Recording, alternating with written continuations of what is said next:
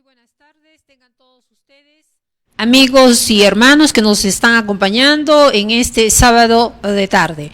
Para dar inicio a este segmento de estudio que vamos a hacer en esta tarde, vamos a hacerlo con una oración.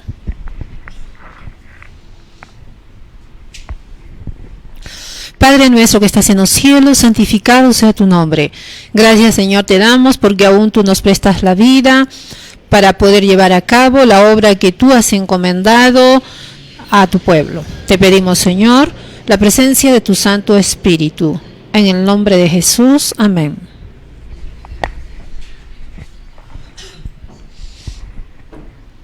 Muy bien. Queridos amigos y hermanos, en esta tarde vamos a hacer un pequeño estudio acerca de las plantas. Probablemente no lo hagamos en una sola tarde, sino lo vamos a hacer dividido en diferentes segmentos. ¿Por qué? Porque nuestra Iglesia Adventista del Séptimo Día, dentro del estilo de vida que tiene, nosotros llevamos también remedios para la sanación, pero estos remedios son plantas que el Señor ha sembrado al principio, ha creado al principio. Hay diferencia entre las plantas que Dios creó y las amalgamas que hizo Satanás inmediatamente después del pecado. Esas plantas nosotros no las utilizamos para la curación. Por ejemplo, y vamos a ir descubriendo esto en estos sábados de tarde, la coca, ¿debe ser utilizada por el pueblo de Dios? ¿Sí o no? Probablemente muchos digan sí, pero eso lo tenemos que probar. Definitivamente yo desde ahora y desde ya les digo que la coca nosotros como pueblo de Dios no la utilizamos, ¿no? En cualquier forma que sea, no la utilizamos, así de sencillo. Bueno, vamos a ir probando entonces esto a través del estudio que vamos a hacer, ¿sí? Porque no habría diferencia entre a lo mejor el pueblo de Dios y los que llevan curación con la medicina folclórica. El pueblo de Dios tiene un estilo de vida, tiene una manera de llevar a cabo ese tipo de remedios, y el mundo, la medicina folclórica, tiene diferentes métodos, ¿sí? Además, nosotros nos ceñimos única y exclusivamente a lo que dice Helen Harmon de White en cuanto a la curación de hierbas se refiere. Yo sé que hay otros referentes, ¿no? Referentes naturistas, como por ejemplo Manuel Ezaeta Charán, del cual nosotros como adventistas del Séptimo Día no participamos. Debido a que, bueno, si nosotros leemos un poquito nada más de su biografía, entenderemos claramente que el señor Manuel Ezaeta Charán recibió todo su conocimiento de culturas antiguas, ¿no? Como la cultura caldea, que llegaron a determinados personajes de la Iglesia Católica, y posteriormente Manuel Ezaeta Charán abrazó todo ese conocimiento. Nosotros, como adventistas del Séptimo Día, solo aceptamos lo que dice la sola Escritura y también lo que dice Ellen G. de White, ¿no? ¿Por qué? Porque ella está aprobada a la ley y al testimonio como profetisa, y aprobada. Bueno, entonces vamos a ir a lo que son las plantas. ¿Qué son las plantas? Probablemente los chicos ya sepan en casa qué son las plantas.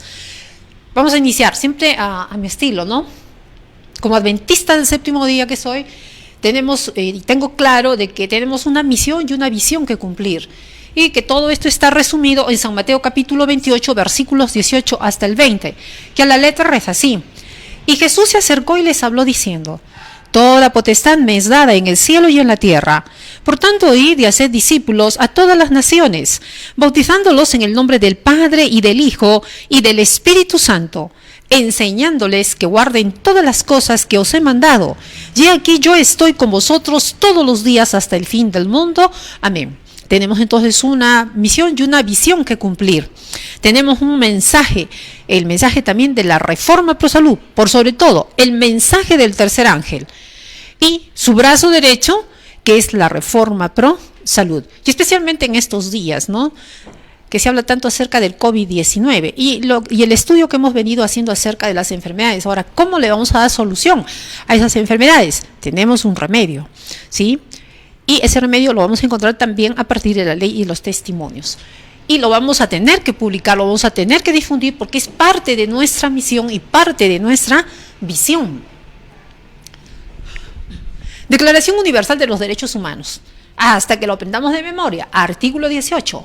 Toda persona tiene derecho a la libertad de pensamiento, de conciencia y de religión, ¿sí? Bueno, conciencia y religión son dos palabras que están estrechamente vinculadas para ese artículo. No es lo mismo, ¿no? Yo diría subjetivo y objetivo. Este derecho incluye la libertad de cambiar de religión o de creencia, así como la libertad de manifestar su religión o su creencia, individual y colectivamente, tanto en público como en privado, por la enseñanza, la práctica, el culto y la observancia. Me encanta este artículo. Mientras lo podamos nosotros vivir, lo podamos disfrutar, pues hay que hacerlo. Por sobre todo me encanta la palabra de Dios, que quede claro. Artículo 19 de la misma Declaración Universal de los Derechos Humanos. Todo individuo tiene derecho a la libertad de opinión y de expresión. Todo individuo. Bueno, y yo también estoy ahí estoy implícita, ahí estoy incluida. Este derecho incluye el de no ser molestado a causa de sus opiniones, el de investigar y recibir informaciones y opiniones y el de difundirlas sin limitación de fronteras por cualquier medio de expresión, ¿sí? Ya sea a través de la tecnología con la cual nosotros contamos, o sea a través a lo mejor de la prensa, de un libro, lo podemos hacer. Nadie nos puede limitar, a no ser que ofendamos, ¿no? Nuestro marco jurídico, alguna ley, tendría que ser probado. Artículo 12. Nadie será objeto de injerencias, de entrometimiento, ¿no? Arbitrarias en su vida privada, su familia, su domicilio o su correspondencia, ni de ataques a su honra o a su reputación.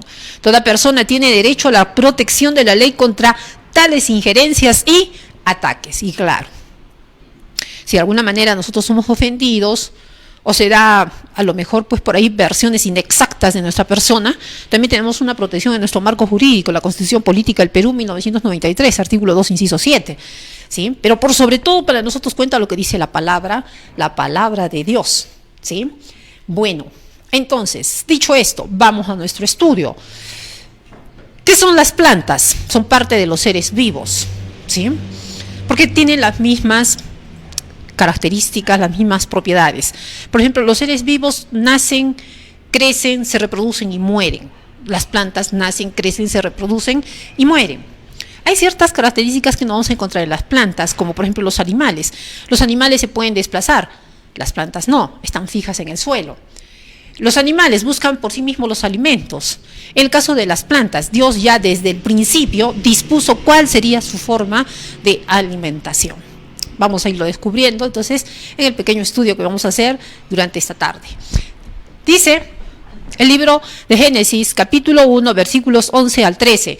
Y dijo Dios, produzca la tierra hierba verde, lo dijo Dios, hierba verde, hierba, esta hierba verde no produce fruto. Sin embargo, aquí encontramos, hierba que dé simiente. Entonces este es otro tipo de hierba. Probablemente aquí encontramos nosotros los arbustos que sirven de adorno, pero aquí encontramos otras plantas, hierba que dé simiente también, las que dan semilla. Por ejemplo, encontramos ¿qué hierbas que dan semilla?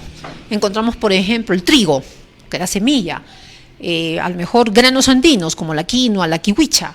Aparte también otros granos encontramos como la cebada. Son hierbas que dan semilla. Árbol de fruto que dé fruto según su género. Hay variedades de árboles que dan fruto y de diversos géneros. Que su simiente esté en él, sobre la tierra, y fue así. Y produjo la tierra hierba verde, hierba que da simientes según su naturaleza, y árbol que da fruto cuya simiente esté en él, según su género. Y vio Dios que era bueno, y fue en la tarde y la mañana, el día tercero. Entonces, ¿qué día Dios trajo a la existencia a las plantas? El tercer día. No sé qué dirá la evolución para este momento, pero a lo que a nosotros nos interesa es lo que Dios creó. ¿Y cómo lo creó al principio? Todo era bueno, dice, y vio Dios que era bueno. ¿Qué era bueno en este caso? Todas las plantas que Dios creó. ¿En qué día las creó?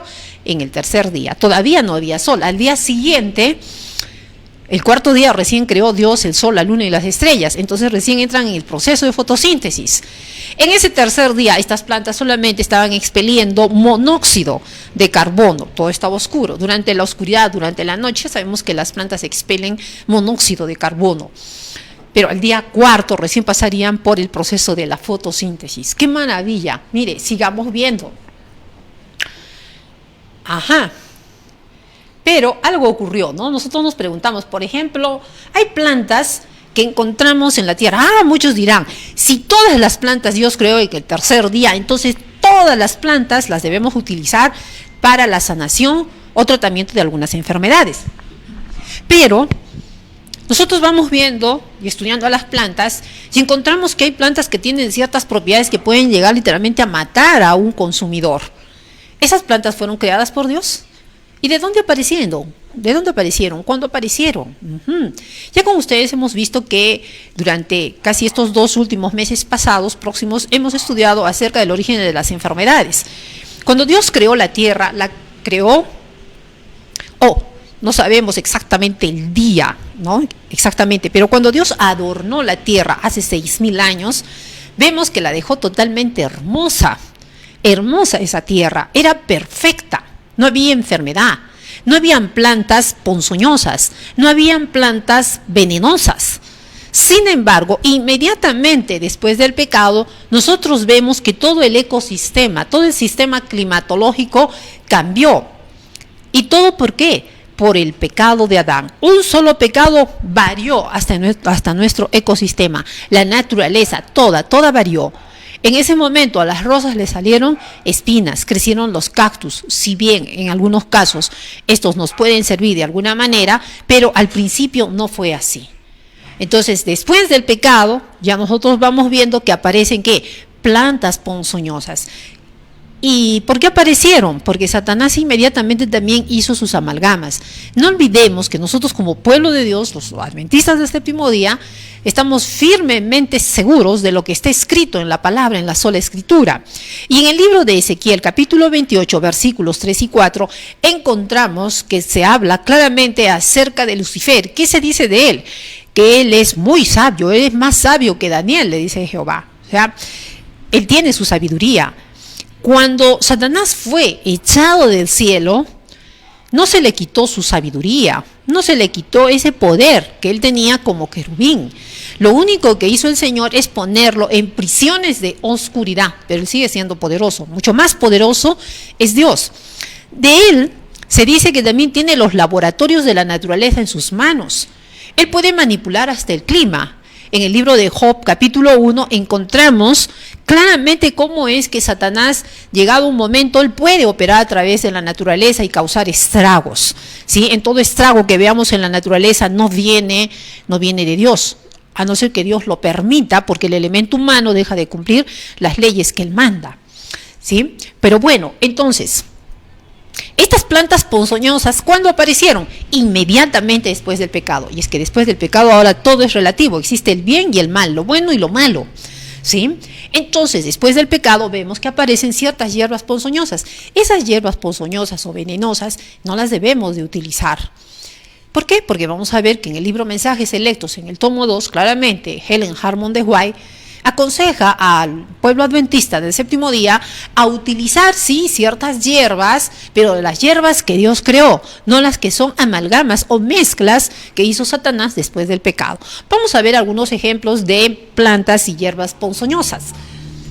Encontramos, por ejemplo, en esta parte superior izquierda, una planta que se llama mala mujer, porque es venenosa. Encontramos otra, si bien son hermosas, pero son venenosas. Encontramos también otra, cadena de oro, que realmente parece una cadena de oro. Otra, caña muda. Otra, inglés tejo. Otra, la cicuta de agua. Por allá encontramos en el extremo superior derecho, la cicuta de agua, la belladona. ¿Cuál más? Los ojos de muñeca. Realmente parecen ojos de muñeca. ¿Sí? Parecen ojos de muñeca. ¿Qué más? El manzanillo. Este manzanillo todavía pues, no lo se puede encontrar en algunos lugares de México. Es un fruto semejante a la manzana. Sin embargo, hay avisos, ¿no? Hay avisos en esos lugares para que la gente que pase por ahí haciendo turismo no vaya a consumir ese tipo de fruto. ¿Por qué? Porque podría ser letal. El manzanillo parece una manzana, ¿sí? Y bueno, nos preguntamos entonces, ¿qué ocurrió? ¿Eso también Dios lo creó en el tercer día? No, Satanás hizo amalgamas. Tenemos que tener muy bien en claro ese aspecto para no utilizar cualquier hierba, cualquier fruto o cualquier hoja para la sanación. de las enfermedades o tratamiento de enfermedades en el contexto del pueblo de Dios. Encontramos también la delfa. Bueno, aquí también en Arequipa la podemos ver, la delfa. Son todas esas plantas que ustedes ven, son hermosas. ¿Sí? Tienen principios activos que pueden ser letales, pero esas plantas no deben ser utilizadas para el tratamiento de ciertas enfermedades. Sigamos entonces. Aquí encontramos, vamos a extractar todo del libro Mensajes Selectos, tomo 2 de Helen Harmon de White. Son muy buenos libros. Mientras no los leamos, por favor, no demos un veredicto negativo acerca de él. Debemos de ser jueces justos en la medida de lo posible, ¿sí? Para determinar un juicio hay que ver ambas partes, hay que escuchar a ambas partes, no solamente lo que una parte diga, sino la otra parte, que es lo justo para dar un veredicto también justo, ¿sí? Y ahora vamos a leer nosotros del libro Mensajes Selectos del tomo 2. Dice, como remedios que limpian el organismo, Cristo nunca sembró la semilla de la muerte en el organismo. Satanás fue quien la sembró cuando tentó a Adán a que comiese del árbol del conocimiento, lo cual significaba desobediencia a Dios. Ninguna planta tóxica fue colocada en el gran huerto del Señor. Pero después que Adán y Eva pecaron, comenzaron a surgir hierbas ponzoñosas. En la parábola del sembrador se formuló esta pregunta del padre de familia: ¿no sembraste buena semilla en tu campo? ¿De dónde pues tiene cizaña? El padre de familia contestó: un enemigo ha hecho esto. San Mateo capítulo 13, versículos 27 y 28. Toda la cizaña es sembrada por el maligno. Toda hierba perniciosa es de su siembra, y mediante sus ingeniosos métodos de cruzamiento ha corrompido la tierra con cizaña. Bueno, el texto es claro, no hace falta interpretarlo, ¿sí? Bueno, a no ser que fuéramos pues niños de inicial para no poderlo entender. Pero como pueblo de Dios y muchos que ya son bautizados, entonces entienden claramente lo que están leyendo, ¿sí? Muy bien, entonces, ¿qué estamos viendo? Cristo nunca sembró la semilla de muerte en el organismo humano. 1. Cristo nunca sembró tampoco ninguna planta ponzoñosa. 3. ¿Y quién sembró esto? El padre de familia contestó a través de la parábola. ¿Quién lo hizo? Un enemigo. ¿Y quién fue ese enemigo? Satanás, inmediatamente después del pecado. Lamentablemente, después de que Adán y Eva traicionan a Dios, le entregan el planeta Tierra en sus manos. El planeta Tierra, ¿a quién le pertenece? A Dios, ¿sí? Nosotros vemos que cuando Jesucristo fue tentado, Satanás le dice: mira, si tú te arrodillas delante de mí un ratito, todo esto te daré porque a mí me ha sido entregado. ¿Y quién se lo entregó? ¿Dios? No, fue Adán. Dios le entregó la tierra a Adán. ¿Para qué? Para que fuese su representante en esta tierra, para que se señorease de esta tierra. Sin embargo, cuando Satanás tienta a la primera pareja y la primera pareja cae en esta tentación, cae en el pecado, entonces, ¿qué hacen? Le entregan la tierra a Satanás. ¿Qué nos dice Romanos 6:16? Que quien se somete a alguien para obedecerle, se hace esclavo de aquel que le venció. Entonces, el hombre se hizo esclavo ¿de quién? De Satanás. Perdió la imagen de Dios. Es por eso que se hace una propuesta al hombre de que vendría ¿quién? Vendría la simiente bendita, el Hijo de Dios, a redimirlos, a rescatar todo lo que habían perdido. La tierra misma tiene que ser redimida, no solamente el hombre, tiene que ser redimida también esa tierra. Pues bien, entonces, Satanás se adueñó de esta tierra desde el momento en que Adán pecó, pero cuando Jesucristo resucitó, y es más, en la cruz misma, cuando dijo consumado es, en ese momento Satanás supo que la presa se le arranchaba de sus manos y de que Jesucristo estaba venciendo y de que nuevamente todo sería redimido. Pero el punto aquí es el siguiente: ¿quién sembró entonces esa mala semilla, esas malas hierbas, esas hierbas ponzoñosas? Satanás hizo mezclas, vino e hizo mezclas, ¿sí? Y así nace, por ejemplo, la cizaña, que se parece mucho al trigo. Muy bien, sigamos entonces. Y nuevamente para no olvidar, ¿no? Todas esas hierbas malas, esos frutos malos no los sembró Dios. ¿Quién los sembró? Un enemigo que vino e hizo esa maldad. Muy bien, continuemos ahora. ¿Qué más del mismo libro? Como remedios que limpia el organismo, para no olvidar, Cristo nunca sembró entonces la semilla de la muerte en el organismo. Satanás fue quien la sembró cuando tentó a Adán a que comiese del árbol del conocimiento, lo cual significaba desobediencia a Dios. Ninguna planta tóxica fue colocada en el huerto del Señor, pero después que Adán y Eva pecaron, comenzaron a surgir hierbas ponzoñosas. En la parábola del sembrador se formuló esta pregunta al padre de familia: ¿no sembraste buena semilla en tu campo? ¿De dónde pues tienes cizaña? El padre de familia contestó: un enemigo ha hecho esto. San Mateo 13, 27, 28. Toda la cizaña es sembrada por el maligno. Toda hierba perniciosa es de su siembra, y mediante sus ingeniosos métodos de cruzamiento ha corrompido la tierra con cizaña. Nada más ya leyendo entonces esta cita del Espíritu de Profecía, nos podemos dar cuenta, frente al planteamiento del principio, de que si nosotros los adventistas del séptimo día debemos utilizar la coca, entonces ya sabemos que no, pero tiene determinados principios que de alguna manera van a afectar nuestro sistema nervioso. Ahora, quizás nos hemos... Aquí está. Vamos a achicar un poquito aquí esta imagen. A ver, un cinquito.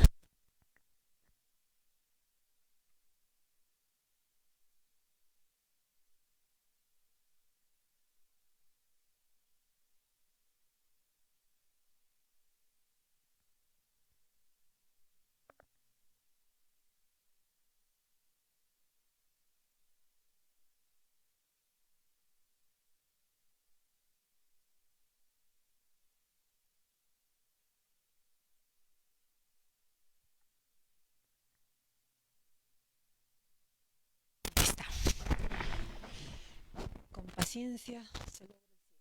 Bueno, nuestro Salvador es el restaurador de la imagen moral de Dios en el hombre. Ha puesto en el mundo natural remedios para los males humanos, a fin de que sus seguidores tengan vida en abundancia. Podemos descartar con seguridad las mixturas que el hombre ha utilizado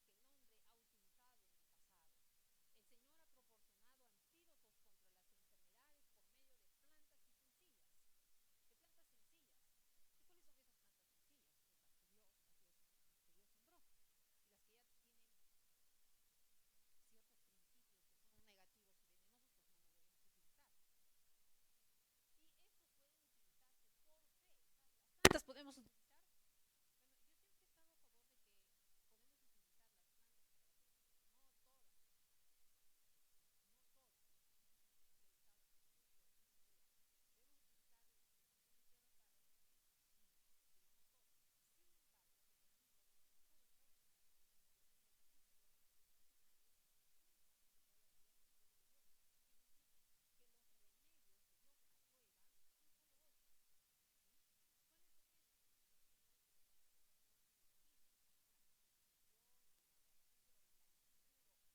Ejercicio.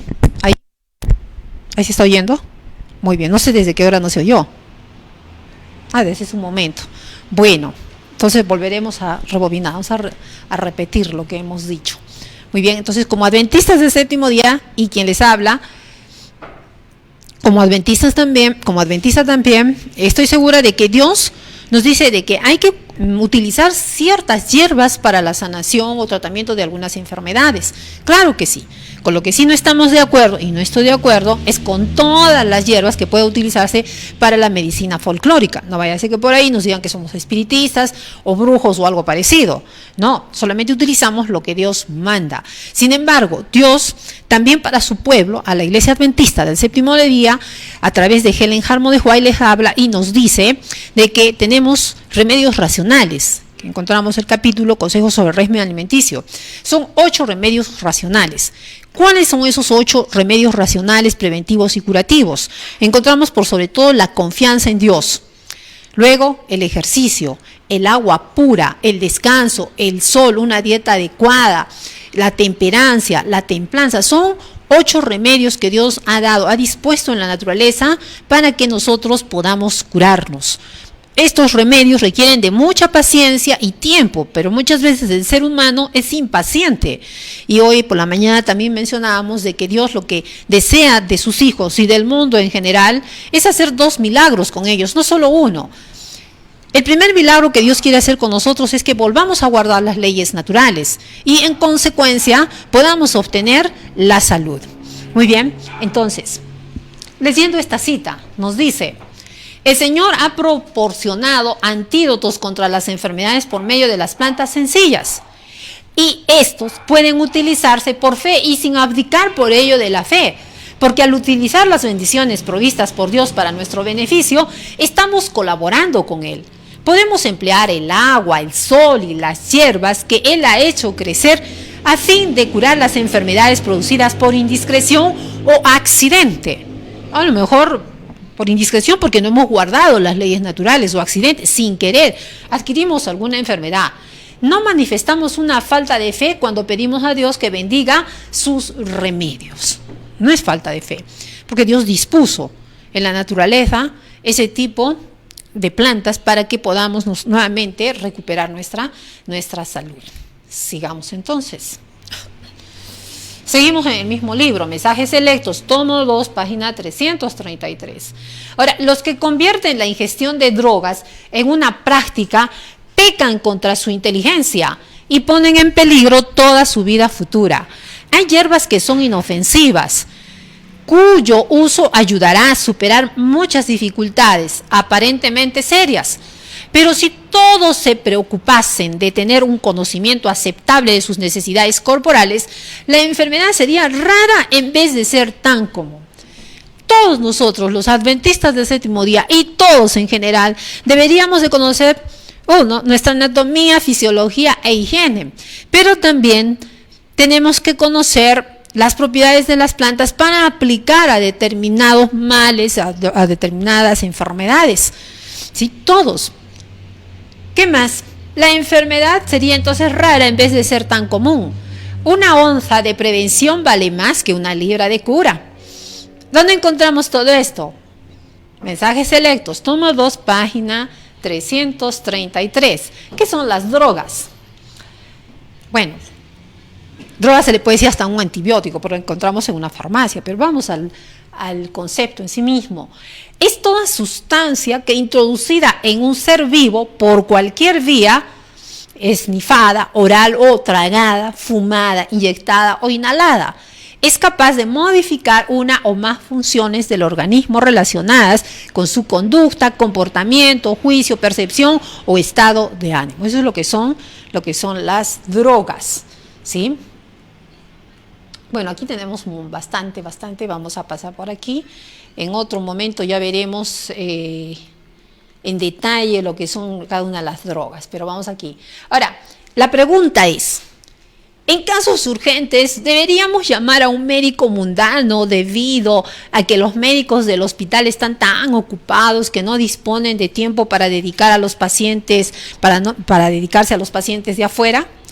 Si los médicos están tan ocupados que no pueden tratar a los enfermos fuera de la institución, sería más conveniente que todos se educasen en el uso de remedios sencillos que arriesgarse a emplear drogas. Ojo que cuando hablamos de remedios sencillos nos estamos refiriendo a las plantas, pero a las plantas tal cual Dios las creó, ¿sí?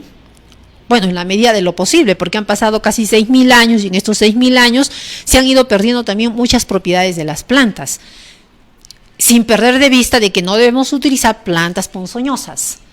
Muy bien, entonces sigamos. Nadie necesita entonces ignorar los remedios de Dios.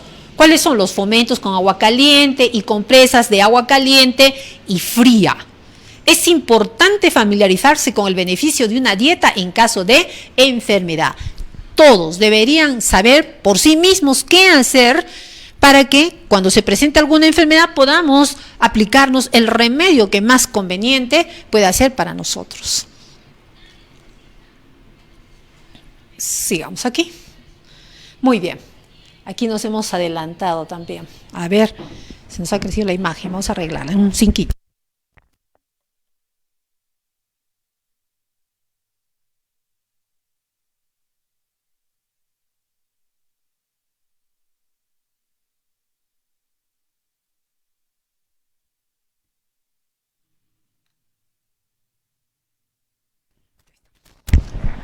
Ahora sí, vamos a darle lectura. Bueno, cuando ven ustedes esa imagen ya sabrán a qué se está refiriendo Helen Harmon de White. Dice, procurad disminuir su uso. En su práctica, los médicos deberían procurar disminuir cada vez más el empleo de las drogas en vez de acrecentarlo.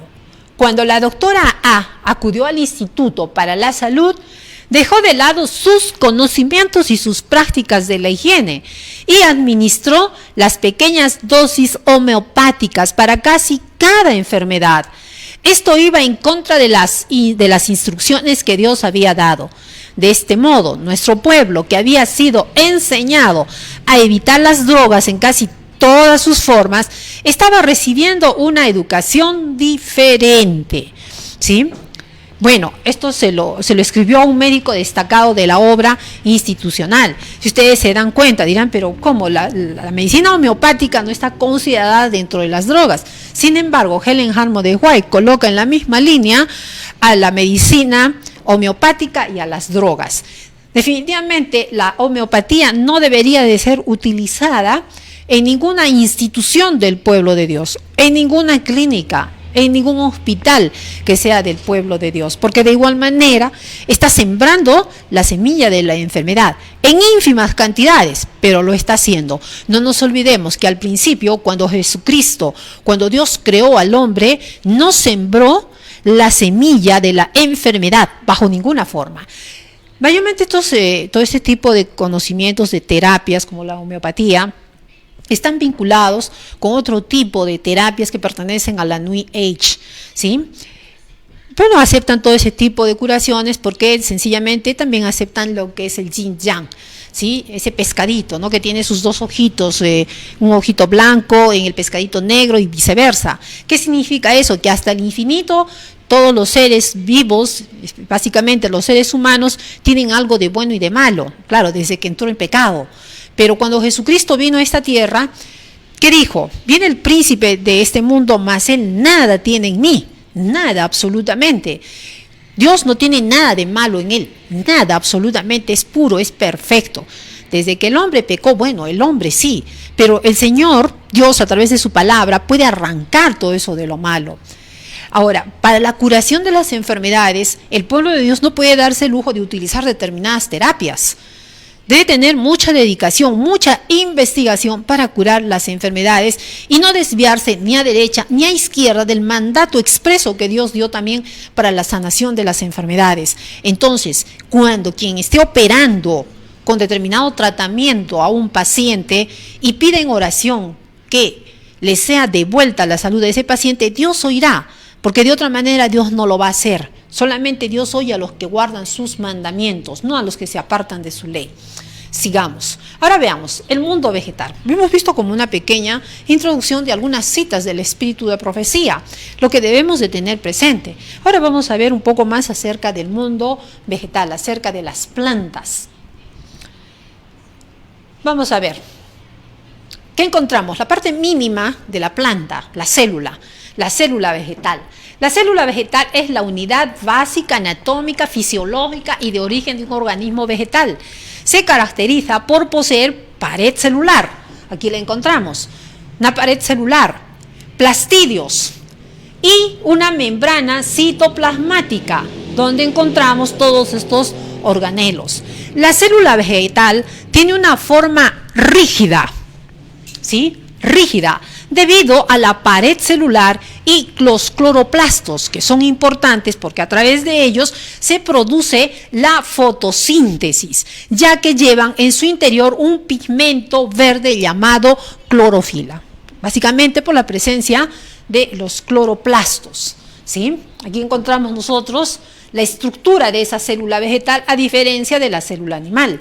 Encontramos esa pared celular, membrana celular, citoplasma, donde están incluidos todos los organelos y básicamente, ¿qué encontramos? Encontramos el cloroplasto, ¿no? Donde se lleva a cabo el proceso de la fotosíntesis. Ahora, ¿cuáles son los orígenes de las plantas? Inicialmente ya habíamos visto, pero lo vamos a repetir. ¿Qué nos dice Génesis capítulo 1, versículos 11 al 13? Y dijo Dios: produzca la tierra hierba verde, hierba que dé simiente, árbol de fruto que dé fruto según su género, que su simiente esté en él sobre la tierra. Y fue así.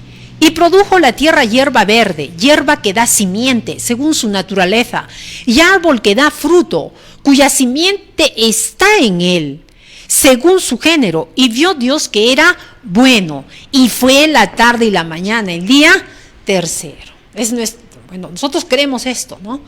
Estamos plenamente seguros de que así fue. Desde el punto de vista humano, vamos a ver acerca de las plantas, porque hay que darles oportunidad también. Y también debemos de tener un relativo conocimiento al respecto, porque bueno, esto nos han enseñado en el colegio, les enseñan a los chicos en el colegio. La historia, desde el punto de vista humano, ¿cuándo aparecen las plantas? Bueno, las primeras aproximaciones al estudio de las células surgieron en el siglo XVII, tras el desarrollo a finales del siglo XVI de los primeros microscopios. Estos permitieron realizar numerosas observaciones que condujeron en apenas 200 años a un conocimiento morfológico relativamente aceptable. ¿Sí? Bueno, vamos. Sigamos. Para muchos ya saben quiénes son estos personajes, ¿no? Robert Hooke y John Needham. En 1665, Robert Hooke publicó los resultados de sus observaciones sobre tejidos vegetales como el corcho. Este investigador fue el primero que, al ver en esos tejidos unidades que se repetían a modo de celdillas de un panal, pero Hooke solo pudo observar células muertas, por lo que no pudo describir las estructuras de su interior. Ya para 1745, John Needham describió la presencia de infusorios. Se trataba de organismos unicelulares. Bueno, ayudaron, ¿no?, en el estudio. En 1830, Theodore Schwann estudió la célula animal junto con Matthias Sheldon. 1831, Robert Brown describió el núcleo celular. 1839, Purkinje observó el citoplasma celular, no por los microscopios. 1850, Rudolf Virchow postuló que todas las células provienen de otras células. 1857, Kolliker identificó las mitocondrias. 1880, August Weismann descubrió que las células actuales comparten similitud estructural y molecular con células de tiempos remotos. Muy bien. Ahora, desde el punto de vista bíblico, la santa pareja eran no solo hijos bajo el cuidado paternal de Dios. Y hemos visto todos los personajes anteriormente, ¿no?, que dieron estudio a la célula. Pero vamos a ver si Adán y Eva tuvieron ese conocimiento, si Dios les dio ese conocimiento o no. La santa pareja eran no solo hijos bajo el cuidado paternal de Dios, sino también estudiantes que recibían instrucción del omnisciente creador. Eran visitados por los ángeles y se gozaban en la comunión directa con su creador, sin ningún velo obscurecedor de por medio. Se sentían pletóricos del vigor que procedía del árbol de la vida, y su poder intelectual era apenas un poco menor que el de los ángeles. Los misterios del universo visible, las maravillas del perfecto en sabiduría, les suministraban una fuente inagotable de instrucción y placer. Las leyes y los procesos de la naturaleza, que han sido objeto del estudio de los hombres durante 6.000 años, fueron puestos al alcance de sus mentes por el infinito forjador y sustentador de todo. Se entretenían con las hojas, las flores y los árboles, descubriendo en cada uno de ellos los secretos de su vida. Adán y Eva entonces conocieron todo acerca de las células, de las plantas. Pero no solamente vemos en ellos, vemos un rey también que hizo disertaciones con relación al tema de las plantas, a zoología, a botánica, y fue un rey muy conocido como sabio. ¿Quién fue? Salomón. ¿De dónde obtuvo esos conocimientos? Tuvo que haber tenido sus conocimientos de alguien que le enseñó. Todos estos conocimientos lo tenían ¿quiénes? El pueblo de Dios. ¿A través de qué les llegó estos conocimientos? A través de los escritos, a través de los escritos de los profetas. Vamos, sigamos. Patriarcas y Profetas, páginas 32 y 33. Toda criatura viviente era familiar para Adán. desde el poderoso leviatán que juega entre las aguas hasta el más diminuto insecto que flota en el rayo del sol. A cada uno le había dado nombre y conocía su naturaleza y sus costumbres. La gloria de Dios en los cielos, los innumerables mundos en sus ordenados movimientos, las diferencias de las nubes, los misterios de la luz y del sonido, de la noche y el día, todo estaba al alcance de la comprensión de nuestros primeros padres. El nombre de Dios estaba escrito en cada hoja del bosque. Ojo, el nombre de Dios estaba escrito en cada hoja del bosque, no que Dios estaba ahí, porque eso es panteísmo. ¿Sí? El nombre de Dios estaba escrito en cada hoja del bosque y en cada piedra de la montaña, en cada brillante estrella, en la tierra, en el aire y en los cielos. El orden y la armonía de la creación les hablaba de una sabiduría y un poder infinitos. Continuamente descubrían algo nuevo que llenaba su corazón del más profundo amor y les arrancaba nuevas expresiones de gratitud. Entonces, cuando Adán y Eva vienen también al escenario de la tierra, después de salir de las manos del Creador, ellos tenían un vasto conocimiento de todas estas ciencias, de todo lo que era anatomía, fisiología, higiene, de lo que era botánica, todo ellos conocían. ¿Por qué? ¿Quién les enseñaba? Dice, los ángeles, el mismo Creador.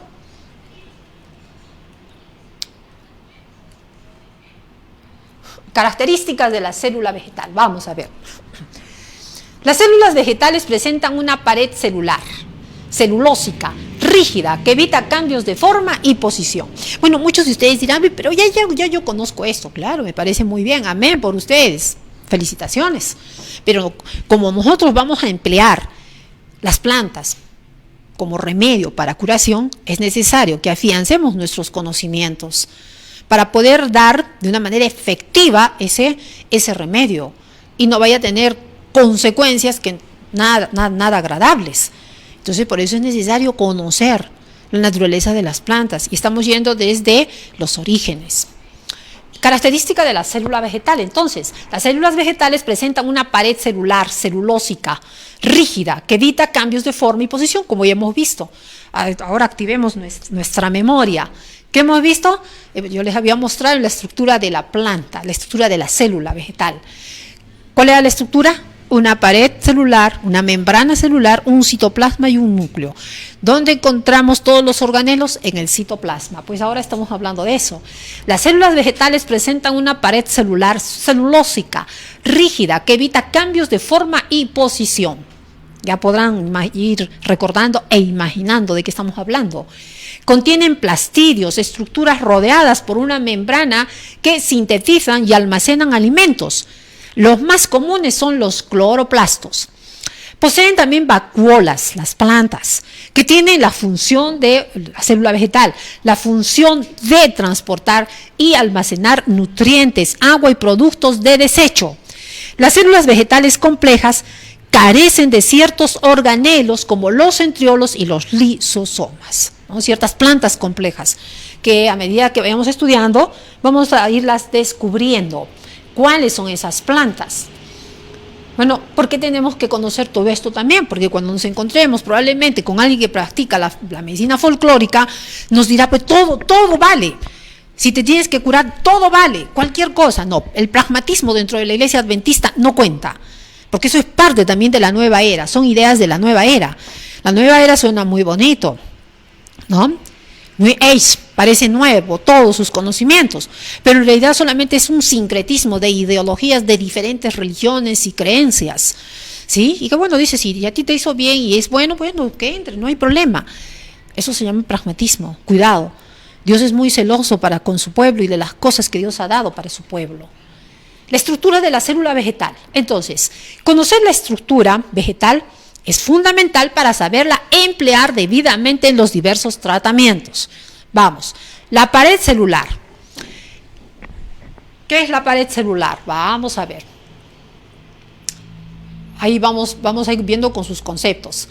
La pared celular es una membrana resistente que protege a la célula vegetal y está compuesta por una sustancia denominada celulosa. ¿Qué es la celulosa? Para que vayamos entendiendo. Es el componente estructural de las paredes celulares de los vegetales y constituye al menos un 50% de estos. Ejemplos, aquí tenemos, las fibras de algodón son celulosa casi pura, mientras que en la madera representan aproximadamente la mitad. Por ejemplo, esa celulosa de la madera hoy la están empleando, ¿no? Como una fibra de consumo humano. Bueno, vamos a ver si es bueno o no para el consumo humano. Continuemos. Entonces, la pared celular es una membrana resistente que protege a la célula vegetal y está compuesta por una sustancia denominada celulosa, la cual por su naturaleza fibrosa permite su uso en industrias textiles, como el algodón, lino, seda artificial, y su empleo en la alimentación para evitar innumerables enfermedades, por ejemplo, enfermedades al colon, ¿no? El estreñimiento a lo mejor. Ahora, la lignina es otro de los componentes más importantes de la pared celular. ¿Qué es la lignina? Es un polímero vegetal no polisacárido, más abundante después de la celulosa. Forma parte de las paredes secundarias de las traquídeas del xilema. Es un componente también de la madera. Además, podemos mencionar a las sustancias minerales que encontramos en la estructura de la célula vegetal. Y ahí tenemos que prestar mucha atención porque ya vamos a ir viendo cuáles son esos principios que podemos encontrar en la célula vegetal y que nos pueden servir, llegado un momento, para poder aplicar determinada hierba para el proceso de la curación de una persona o de la terapia para un tratamiento de una enfermedad.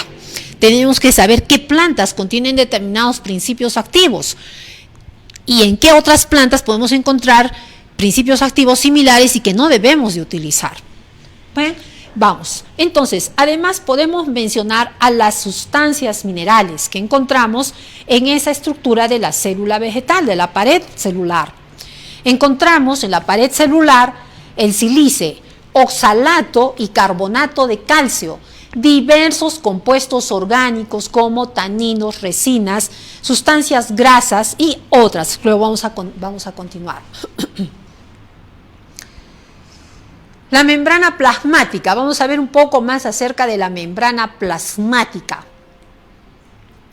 La membrana plasmática. Esta membrana está formada por 4 capas, 2 externas de proteínas. Miren, ya vamos viendo ahí. Entonces, la membrana celular, en la membrana celular, la membrana plasmática, encontramos que está formada por 4 capas, ¿sí? 2 externas de proteínas. Wow, se nos pasó. 2 externas de proteínas y 2 internas de lípidos. Ajá. Entonces, ¿qué encontramos? Que la membrana plasmática de la célula vegetal tiene 4 capas. De estas 4 capas, 2 están formadas por proteínas y otras 2 por lípidos. ¿Lípidos? Sí, lípidos. ¿Sí? Dicha membrana presenta numerosos poros de gran poder selectivo que permiten el ingreso o salida de determinadas sustancias, que eso lo estudiamos nosotros, por ejemplo, en la nutrición celular, ¿sí? A través de esos numerosos microtúbulos de la membrana celular entran nutrientes, como también salen residuos del producto del metabolismo celular. En las células vegetales existen además la membrana celulósica, formada principalmente por celulosa y otras sustancias como la lignina, que ya hemos visto que es un tipo de fibra, no polisacárida. Dicha membrana se divide, según los casos, en lámina media, membrana primaria y membrana secundaria.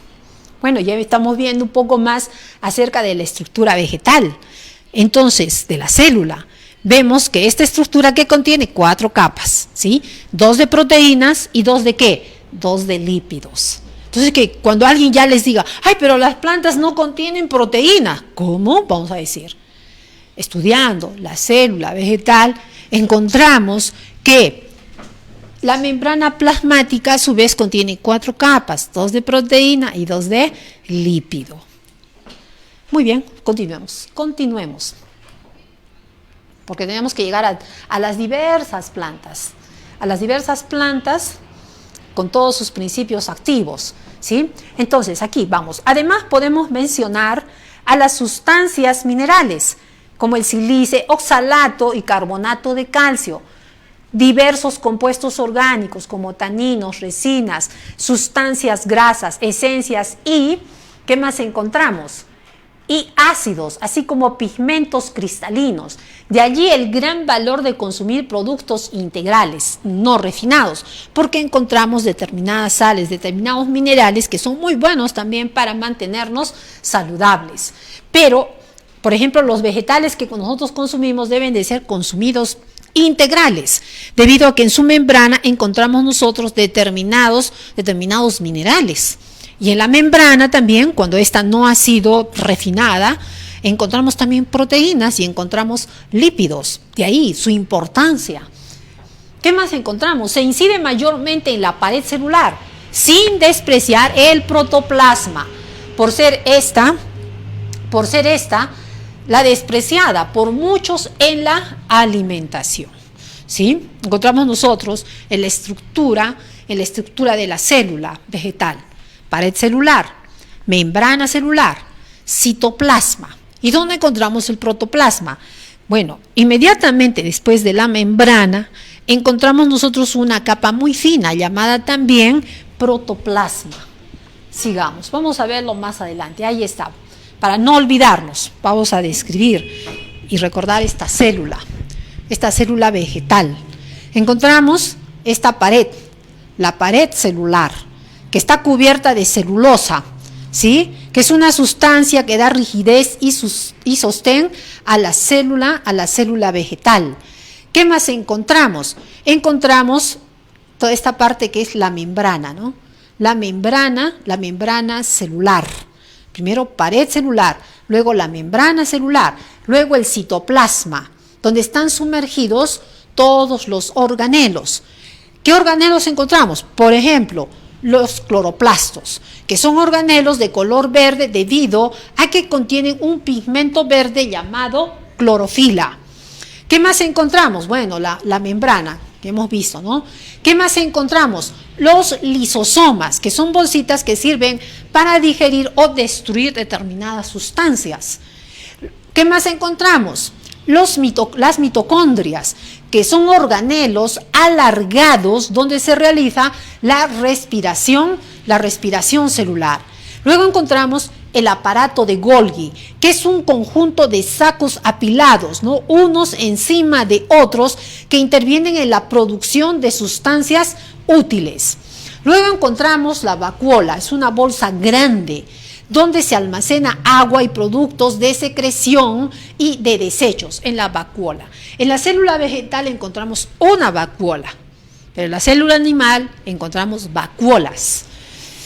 Luego, ¿qué más vemos aquí? Rizosomas, que son corpúsculos que realizan la síntesis de las proteínas. ¿Quiénes? Los ribosomas. Luego encontramos el retículo endoplasmático, ¿sí? El retículo endoplasmático es un conjunto de membranas conectadas entre sí, como si fueran un laberinto, sirven como un canal de comunicación. Encontramos aquí, ¿no?, la diferencia entre el retículo endoplasmático liso y el rugoso. El liso que alberga pues los lípidos y el rugoso las proteínas. Bueno, todo esto ya hemos visto el citoplasma y el núcleo, donde se alberga el ADN, ¿verdad? Para no olvidar, para los chicos que están en el colegio, bueno, tienen la mente tan fresca todavía de los estudios que no lo han olvidado, pero para quienes lo han olvidado, este es un recuerdo. Ahora, ¿qué es una fibra? Que vendría a ser esta pared celular. Fibra bruta es el término para indicar una medida analítica puramente empírica del residuo vegetal, que pertenece después de una ebullición de la muestra desengrasada en ácido sulfúrico diluido en solución alcalina, es decir, se ha sometido a tratamiento químico. La fibra alimentaria es el término que indica la fracción que permanece sin digerir atravesando el organismo. La fibra alimentaria es todo tipo de sustancias generalmente no digeribles en la dieta, ya que no pueden ser absorbidas por el intestino delgado. ¿Sí? Llegan al colon tal cual, donde van a ser fermentadas por las bacterias colónicas y van a producir también una sustancia que protege al colon. Muy bien, esa es la fibra que encontramos en la célula vegetal. Ahora vamos al protoplasma, ¿no? Como que está olvidado el protoplasma, pero vamos a ver. El protoplasma, este protoplasma no es uniforme, sino se divide en dos regiones fundamentales. El citoplasma con su membrana plasmática y el núcleo con su membrana nuclear. Entonces, vamos, por ejemplo, la membrana. ¿Sí? Vamos a ir por aquí con el ejemplo que tenemos por aquí. Aquí, esta es la membrana, ¿sí? Inmediatamente después de la membrana celular encontramos el protoplasma externo y el que limita con el núcleo se llama el protoplasma interno. De eso nos está hablando, para que no nos olvidemos, ¿sí? Entonces, este protoplasma no es uniforme, sino se divide en dos regiones fundamentales. El citoplasma con su membrana plasmática y el núcleo con su membrana nuclear. Entonces, el citoplasma podríamos decir que se divide en el ectoplasma y el endoplasma. El ectoplasma es la región periférica de la célula, la cual carece de organulos y es de menor densidad que el endoplasma. Está en contacto directo con la membrana plasmática. Es gelatinoso y se encuentra debajo de la membrana plasmática. Y el endoplasma es la parte del citoplasma que se encuentra próxima al núcleo. Es más densa que el ectoplasma. O sea, hay diferencia, ¿no?, entre lo que es el ectoplasma y el endoplasma. El ectoplasma no es tan denso como el endoplasma. Ahora vámonos por el citoplasma, aclarando, ¿no?, lo que es el protoplasma. Ahora vamos al citoplasma. Todo esto es necesario que conozcamos, nuevamente, repito, para poder dar una terapia asertiva. Bueno, especialmente en los tiempos en los cuales estamos viviendo, cuando ya muchos médicos no nos pueden visitar a la casa, debido al tema que estamos viviendo en estos días por nosotros mismos, entonces deberemos de conocer cómo aplicar determinados medios para nuestra terapia, para nuestra sanación. El citoplasma. En el citoplasma se encuentran diversas sustancias químicas que desempeñan papeles muy importantes en la fisiología celular. Brevemente se mencionarán algunas de ellas, incluyendo ciertas formaciones que la biología las denomina inclusiones citoplasmáticas, y estas son el condrioma, el centro celular. ¿Qué más encontramos? Los plastos, ¿sí? Todo eso incluye ¿qué? Incluye el citoplasma. Muy bien, vamos a ver entonces un poco más acerca del citoplasma. Vamos a ver, el condrioma es el conjunto de unidades independientes en forma de gránulos o mitocondrios, o como si fueran bastoncitos, los condriocontes. Cada unidad independiente recibe el nombre de condrioma, compuesta por proteínas. Miren, en el citoplasma encontramos que los condriomas están compuestos por proteínas, ácido ribonucleico y lípidos. Esta última fracción comprende glicéridos y fosfátidos, que constan principalmente de lecitina, de cefalina y otros. Es fundamental entonces que conozcamos todas estas partes. Por ejemplo, la lecitina, ¿sí?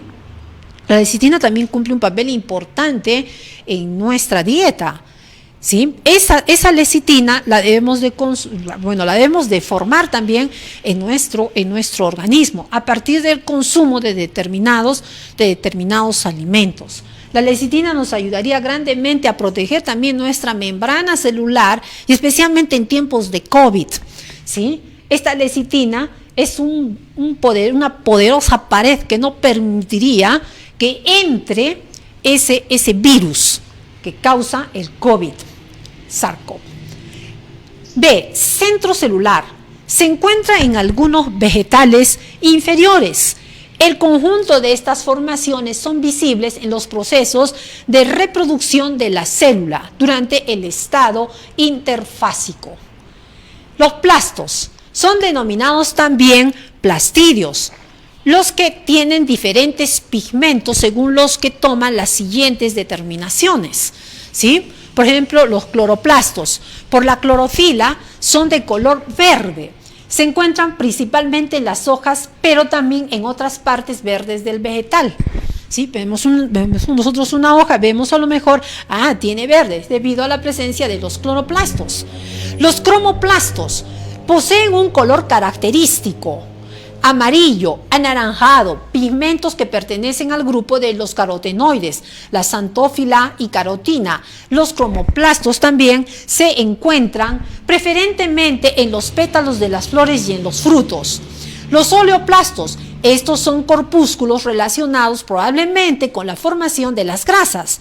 Se ha demostrado que se trata de plastidios funcionales capaces de formar almidón y aceite. Bueno, ahora ya conocemos un poco más acerca de la estructura vegetal, ¿verdad? Los plastos se dividen en 3: cloroplastos, cromoplastos y oleoplastos. Todos estos van a tener también una importancia tremenda, sobre todo en nuestra dieta, en algunos casos de vegetales, pero también para poder saber qué determinadas plantas podemos utilizar para algunas terapias. A lo mejor por alguien nos dice, no necesito una planta que tenga cloroplastos, puro cloroplasto.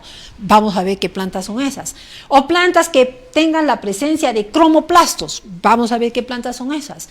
O plantas que tengan oleoplastos. Necesitamos de esas plantas, ¿sí? Entonces vamos a ir punto a punto. Los cloroplastos están constituidos por coloides que los podemos encontrar en la clorofila. También se dice que son organulos celulares fotosintetizadores que se encargan de la fotosíntesis. Están limitados por una envoltura formada por 2 membranas concéntricas, donde se encuentran organizados los pigmentos y demás moléculas que convierten la energía luminosa en energía química, como la clorofila. Los cromoplastos, ¿qué hacen? Sintetizan y almacenan pigmentos. Su presencia en las plantas determinan el color rojo, anaranjado o amarillo de algunas frutas, hortalizas y flores. Bueno, si tienen cerca ustedes algunas plantas, ahora diferencien. ¿Qué encuentro aquí? ¿Cromoplastos o cloroplastos? En una zanahoria, ¿qué encontraremos? ¿Cromoplastos o cloroplastos? Cloroplastos solamente cuando hay color verde. Cromoplastos cuando hay diversos colores como el color rojo, amarillo, anaranjado. El tomate, ¿qué tendrá? Cloroplastos, cromoplastos. Muy bien. Cromoplastos. ¿Qué más? Los cromoplastos presentan formas diversas y su función es dar color a estructuras como las flores, raíces, etc. Su color varía desde amarillo hasta rojo amarillento. Estos colores son proporcionados por las xantófilas y los carotenos. Si tenemos flores cerca, vean, diferencian. Color blanco, color amarillo, color rojo, color rosado. ¿Qué tendrá?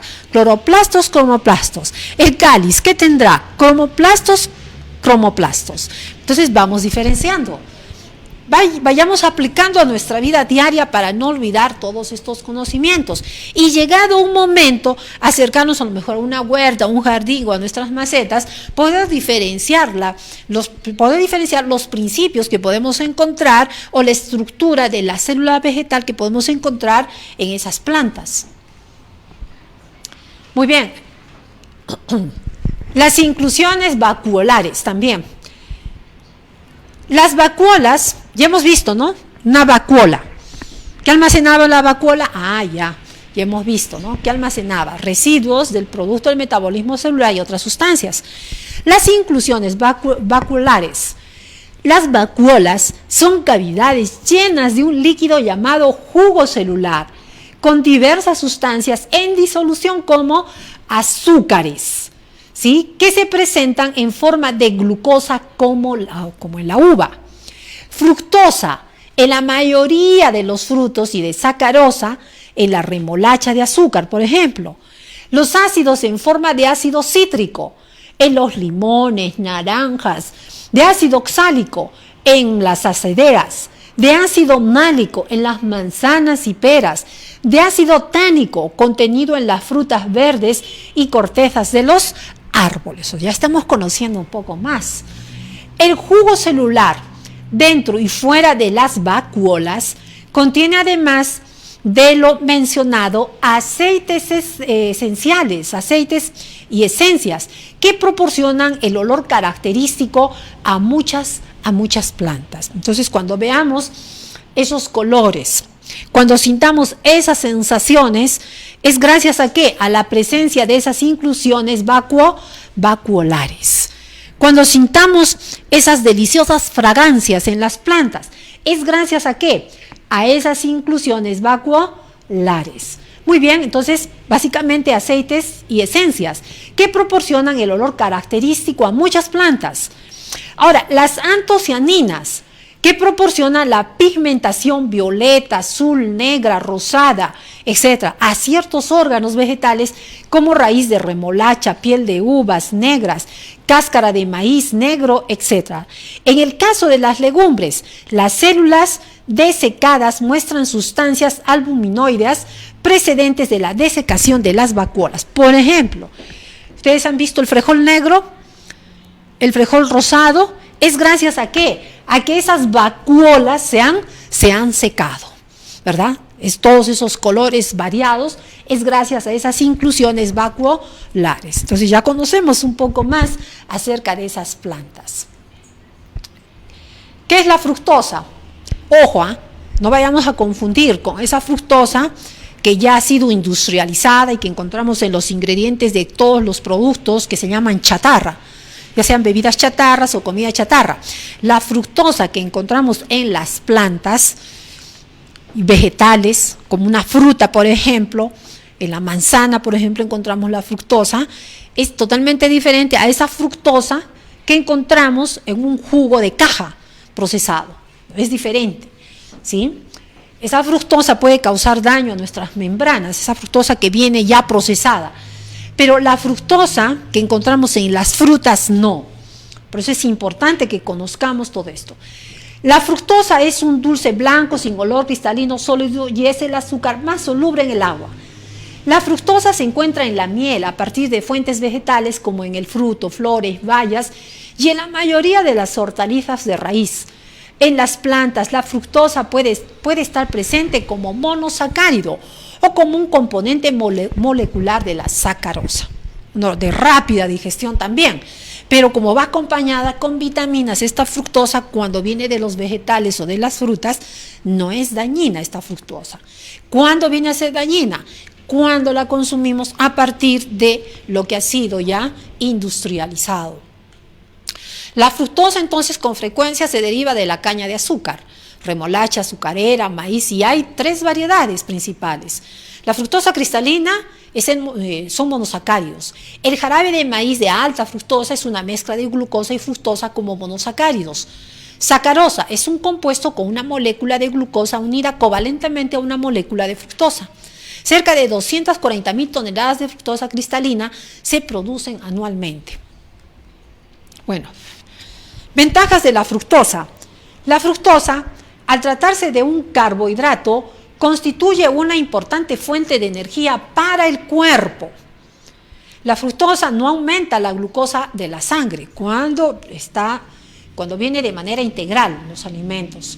Tradicionalmente la fructosa se ha utilizado como edulcorante para los diabéticos, esta ya es procesada, y no debería, porque ya sabemos hoy cuando ha sido procesada esta fructosa y convertida en un edulcorante, una que causa adicción en el diabético, ¿sí? Pero también causa daño al sistema nervioso, porque le hace segregar mayor cantidad también de dopamina, como que estuviera consumiendo azúcar, entonces le causa daño. Bueno, la fructosa endulza más que el azúcar blanca o refinada y aporta solo 4 kilocalorías por gramo, si es que es integral. Se sabe que la fructosa es metabolizada y guardada en parte por el hígado en forma de glucógeno como reserva para cuando necesitemos hacer un esfuerzo. La sacarosa, popularmente conocida también como azúcar común, es un disacárido que se encuentra formado por la combinación de glucosa y fructosa. Los disacáridos son un tipo de glúcido que se forma como consecuencia de 2 azúcares iguales o diferentes. El cristal de sacarosa se caracteriza físicamente por ser transparente y de coloración blanca. Por ejemplo, el azúcar refinado, ¿no? El azúcar azúcar refinado. Los azúcares naturales que encontramos en las frutas y algunos vegetales, bueno, esos no son dañinos, como Dios los creó. Ahí está la bendición. No es de lo que les estábamos hablando. El ácido oxálico.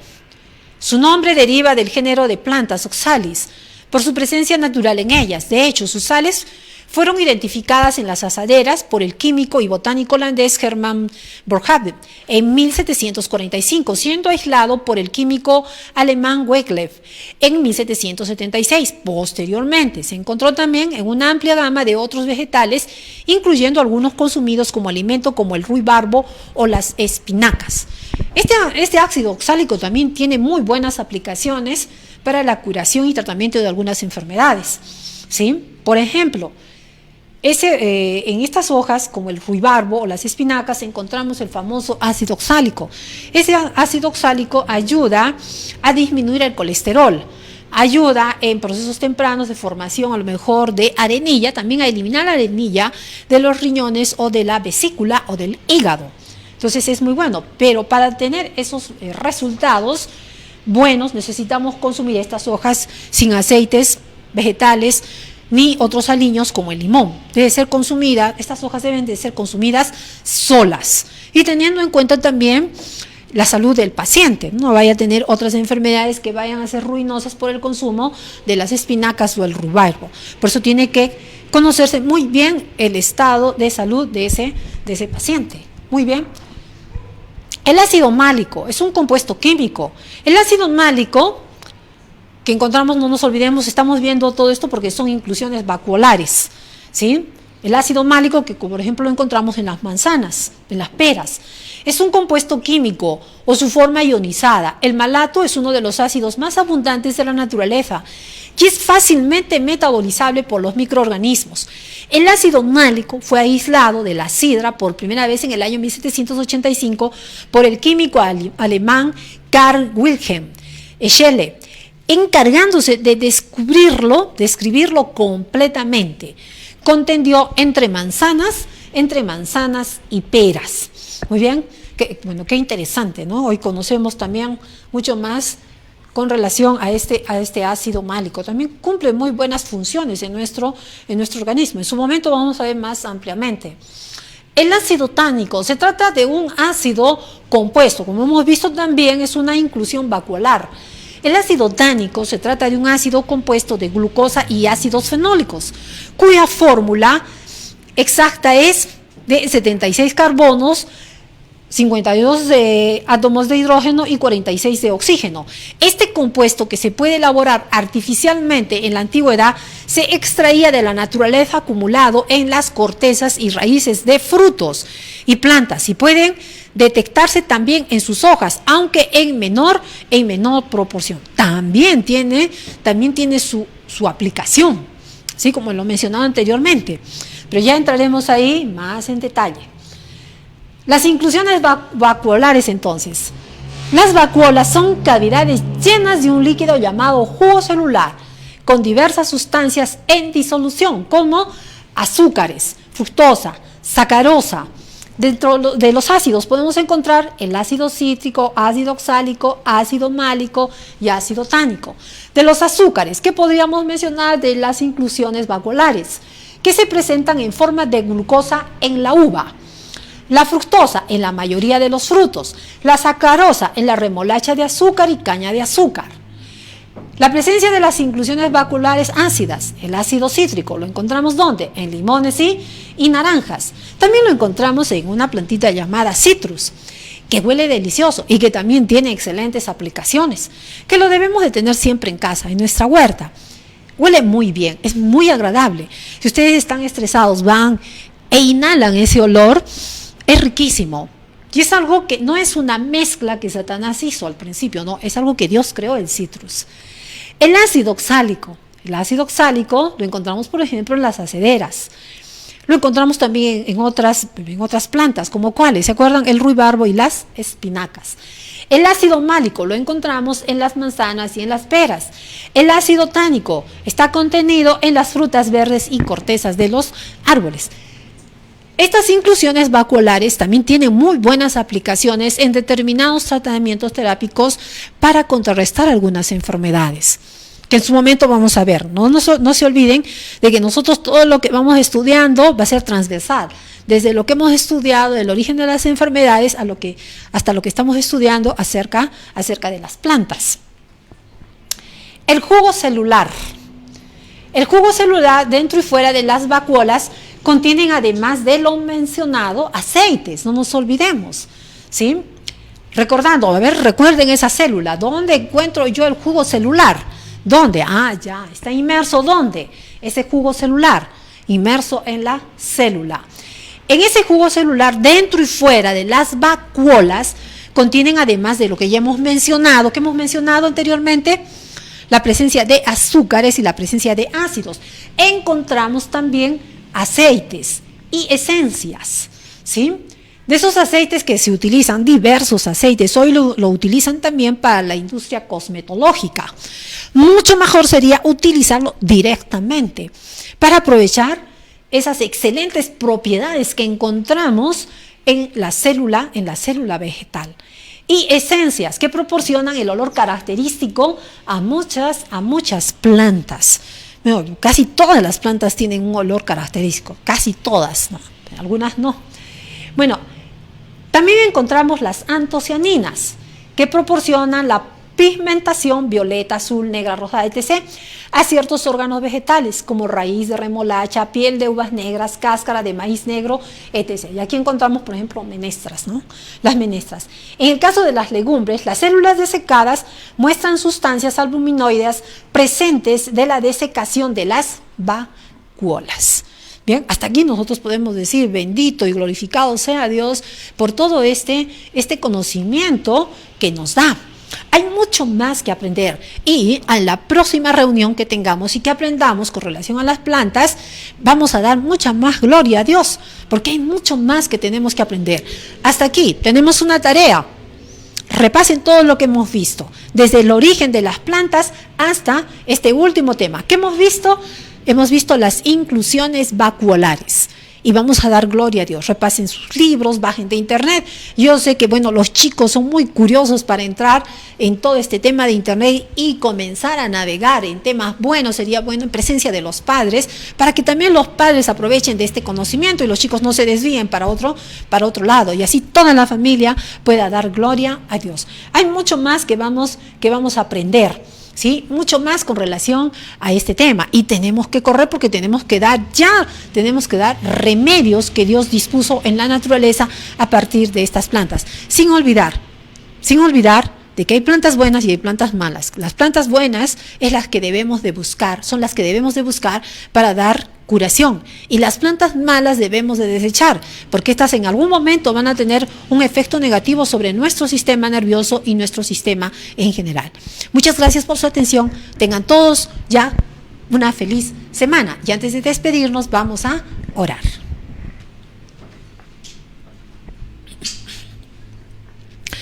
Padre nuestro que estás en los cielos, santificado sea tu nombre. Gracias, Señor, te damos por el conocimiento que tú nos brindas a través de tu palabra y a través de la ciencia, de la verdadera ciencia. Si bien a lo mejor al presente perfectible, pero vamos descubriendo muchas cosas que en tu palabra están escritas. Bendito Padre, te pedimos que tu Santo Espíritu plasme en nuestras memorias este conocimiento y que podamos ponerlo en práctica para que sea una bendición. Todo esto te pedimos, Señor, en el nombre de Jesús. Amén.